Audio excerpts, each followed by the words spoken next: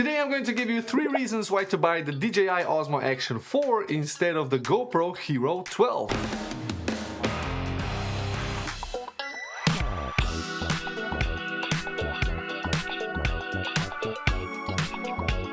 Hey guys, welcome back to another video. My name is Miro, and if you're new to this channel, please consider subscribing and hit the like button. It really helps with the algorithm. Now, before we get into today's topic, I have 2 disclaimers. I bought this camera myself. This is the DJI Osmo Action 4, and this video is not sponsored by DJI, although it would be nice if they would. And the second thing is that regardless of which camera you go with, the Action 4 or the Hero 12 from GoPro, you will end up with an amazing camera with amazing video quality and amazing video features, so it's a win-win either way. But still, I think this one is better, at least in 3 ways. So the first thing, and kind of the most obvious thing where I think this has an edge over the GoPro, is the magnetic mount. I know it sounds really cliche because everybody's praising this, but it really makes a really big difference because, no, that's how you attach it. It's just like simple switch from one mount to another mount, and if you have many of these, you can quickly switch your camera without the need to actually unscrew everything. As revolutionary as the mount from GoPro was in the beginning with this one system to attach to all accessories, it's still a workload, so you have to unscrew this and then screw it onto another mount, and yes, it's very secure and the camera will not fall off, but still it's a lot of work. Actually, it's so annoying that I ended up shortening each and every bolt so that I have less threads, so that I can only put this in and do it like a 2 times rotate and everything would be attached. Now, I do have to mention that I don't engage in any extreme sports, so my cameras are typically not, prone to very violent shaking, so this way I can afford this. Now, if I was to put this on my helmet and go skiing, yeah, I would probably want it to be tighter with many more revolutions. Now, even though I used this hack of shortening the number of threads, I still needed several of these because the mount on the camera is the same and it's standardized, but all the other mounts are a little bit different. Some of them might be wider, some of them might have the thread start a little bit further in, which means that if I shortened one bolt, it didn't fit all of them. So then I ended up with many of these that were all shorter.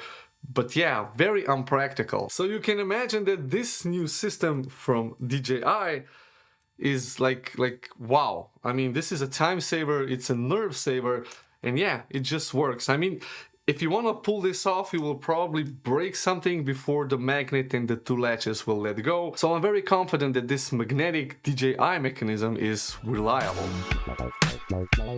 The second thing is the front screen. Actually, it's both screens that are running at the same time, and on the Osmo Action 4, the front screen is also touch sensitive, which means that I can control my camera on the front screen. So everything that I can do on the back screen, I can also do here in the front screen. So I can set all the settings here. I don't actually need to rotate the camera around. And this is such a big time saver because if you have this mounted somewhere and you want to change the settings and you have no access to go behind, well, now you can do everything on the front screen. And with the new firmware update, you can now actually turn off the screen that you're not using. So currently both screens are running, but I can actually set a setting where one of the screens is going to be turned off, and if I want to power it up, I just swipe it up and then the back screen is locked and it's turned off. Now, this is useful if you're, for instance, carrying your camera over here and you're recording. You don't want this front screen to be on, so you just basically turn on the back screen and, well, you're good to go.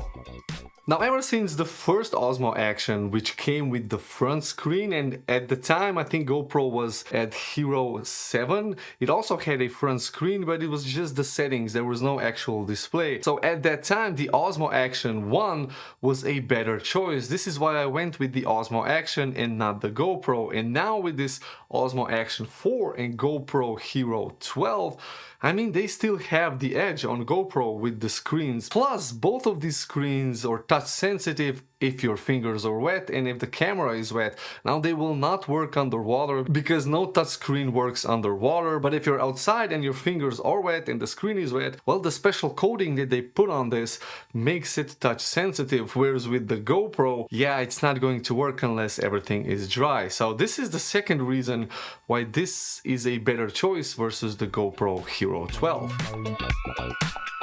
And And the third thing is the sensor. Actually, it's the megapixels of the sensor. The Osmo Action 4 has a slightly larger sensor than the GoPro Hero 12, which uses the same sensor as the GoPro Hero 11. Now, the size difference is not that big, and on these teeny tiny sensors, it's not going to make a big difference. Where you do have a difference is with the megapixels. The Hero 12 has 27 megapixels, and this guy has 12 megapixels. Now, you might say, wow, but that's like the other way around. Shouldn't 27 be better than 12? Well, for 4K video, technically you need about, what, 9 megapixels? And everything else is an overkill. Yes, the GoPro shoots at 5.7K, but honestly, 5.7K and 4K, it's not that big of a difference, especially if you want to post videos on YouTube or any other social media. And even if you're using it as full production, 4K is still good enough. As long as it's full 4K, or maybe even downsampled from a higher resolution. Now 12 megapixels produces a very sharp 4K image, and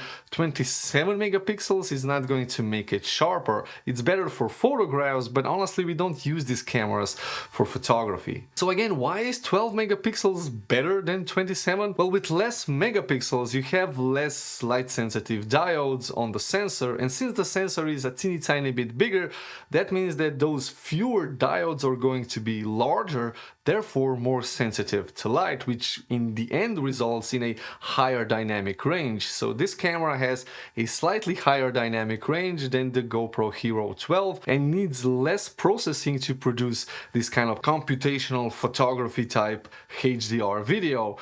But that's just one thing. The second thing, which I think is even more important, is that with less megapixels, you need less processing power, which means that this camera will not overheat and it will run for longer. Now, they did improve the GoPro Hero 12 over the Hero 11. The overheating is not that problematic and the battery life was extended quite a lot, but the Action 4 actually never overheated. I've been using it for a month now and we had probably the hottest month of August in recorded history, I think, and I had never any overheating issues with this. And the battery life is 2.5 hours. Now I can vouch for 2 hours and 15 minutes because that's how long it actually lasted with me.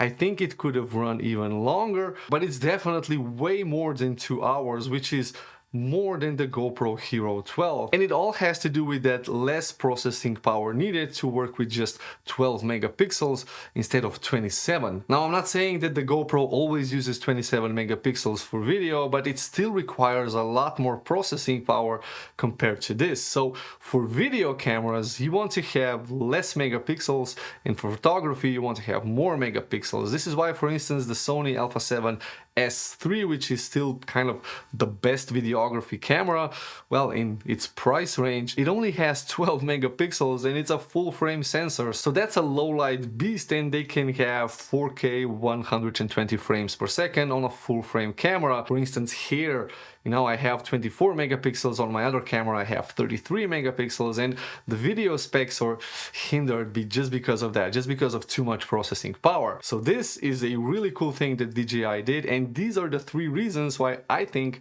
DJI Osmo Action 4 is better than the GoPro Hero 12. Anyway, that's it for me. I would like to hear your thoughts down below in the comments. Consider subscribing to the channel if you're new and hit the like button for the algorithm. It helps a lot and you can stay on the channel with this video over here. Thank you, and I'll see you in the next one.